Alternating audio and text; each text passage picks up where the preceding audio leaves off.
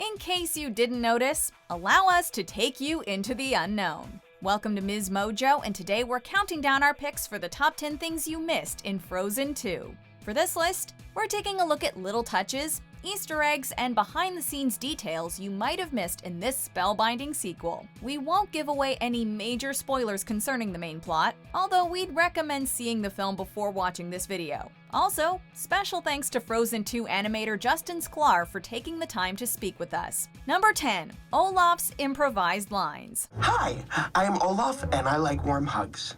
And for an extra flower, I'm also a love expert. Actor Josh Gad improvised much of his dialogue as Olaf in the original film, and he was once again given free rein to inject a lot of his own lines into Frozen 2, according to Sklar. Discussing Gad's acting method with MsMojo, Sklar stated, quote, "They do one or two passes at the words as written and then spend a long time riffing on that. And then we take the ones that don't have expletives in them, and those go in the movie." As for which lines in particular he improvised, Sklar is pretty certain that Olaf's shout out to the non-existent Samantha was a Gad ad-lib, or Gadlib. Anna, Elsa, Kristoff, Sven, Samantha.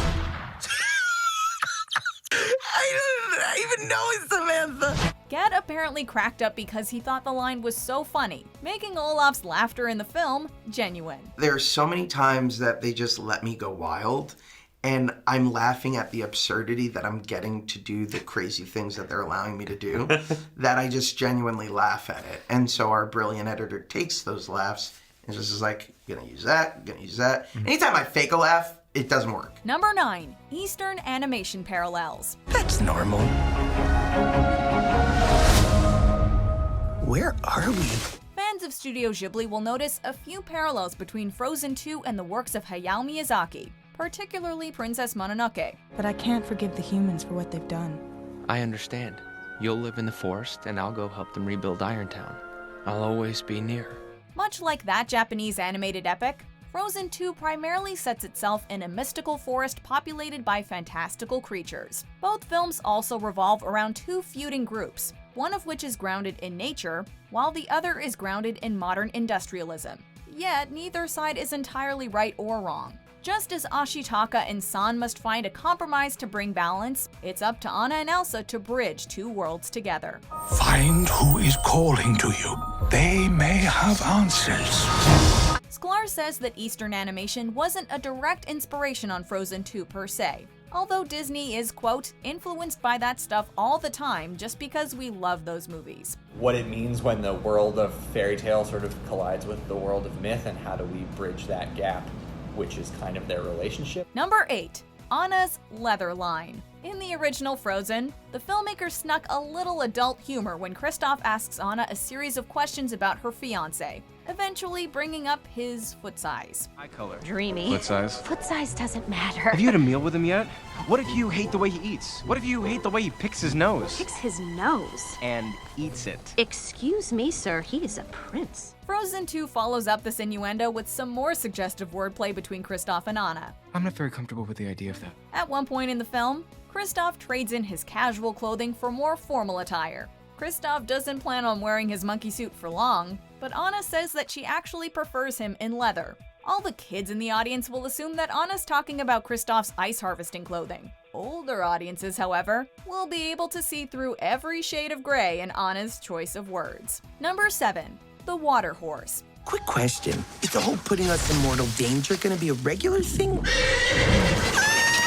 Our heroes encounter several elemental beings in the unknown, including a water spirit known as the Nook or the Neck. Although some might assume that this character is an invention of the film, the Nook actually derived from Germanic folklore. While the Nook has taken on various forms in mythology, it materializes as a stallion here. The film's interpretation thus shares the most in common with the brook horse, which translates to Beka Hesten in Scandinavian, and the water horse, which translates to Keffeldur in Welsh.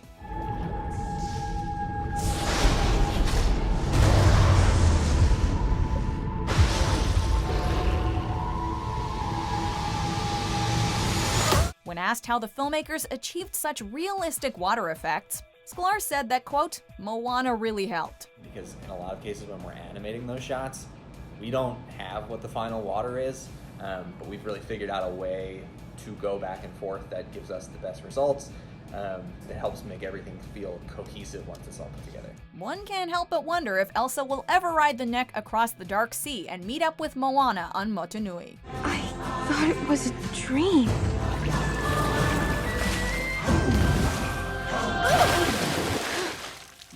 Nope. Number 6. Where's the villain?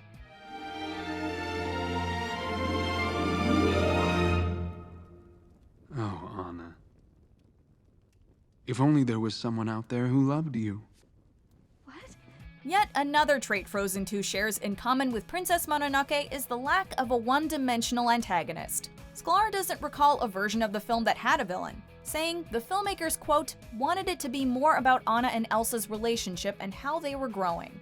I think it was always in one way or the other, just really trying to explore the relationship between Anna and Elsa and track down the sort of mystery of how Elsa got her powers. The movie establishes this new direction early on when Anna selects the word villain while playing charades. Anna makes an angry face and uses brutish body language to convey a traditional bad guy like Hans.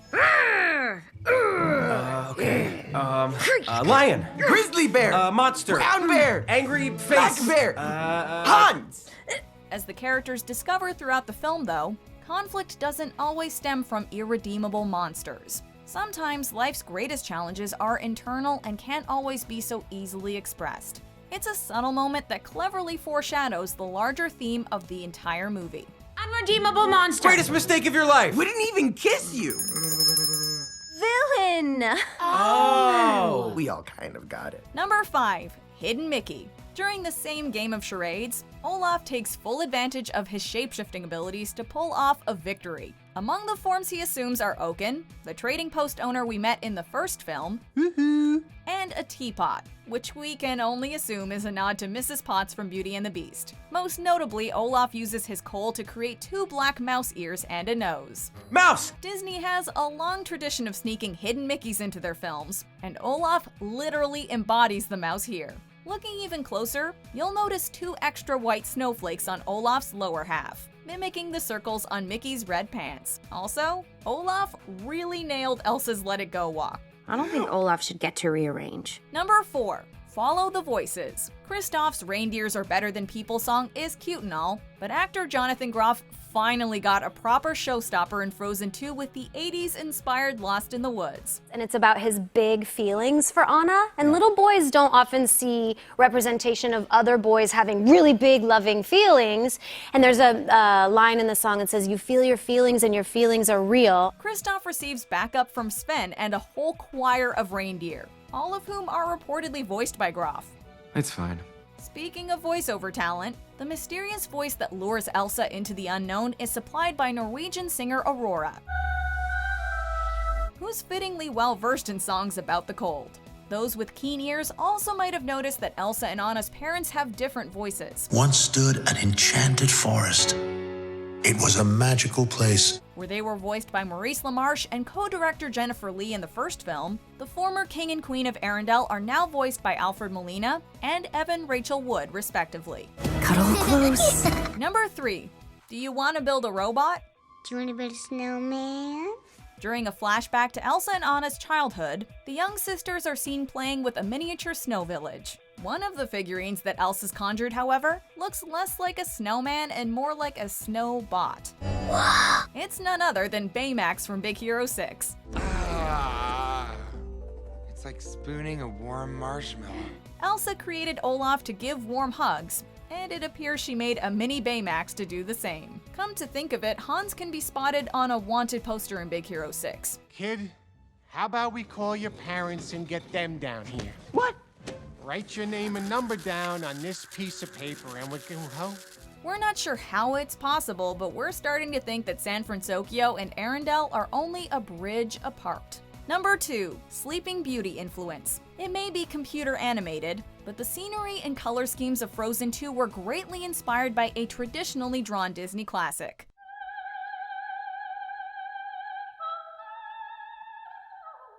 Anyone who studied animation will definitely notice parallels between the enchanted forest in this film and the ethereal backgrounds that artist Ivan Earl painted for Sleeping Beauty. According to Sklar, the filmmakers were drawn to how organized and graphic the imagery in the 1959 fairy tale is. This provided a nice balance to how realistic much of the film looks, while also complementing the Scandinavian Rosa-maling decor. The result is a breathtaking fusion between two different animation styles, as if a silhouette is coming to life in a 3D environment. Before we continue, be sure to subscribe to our channel and ring the bell to get notified about our latest videos.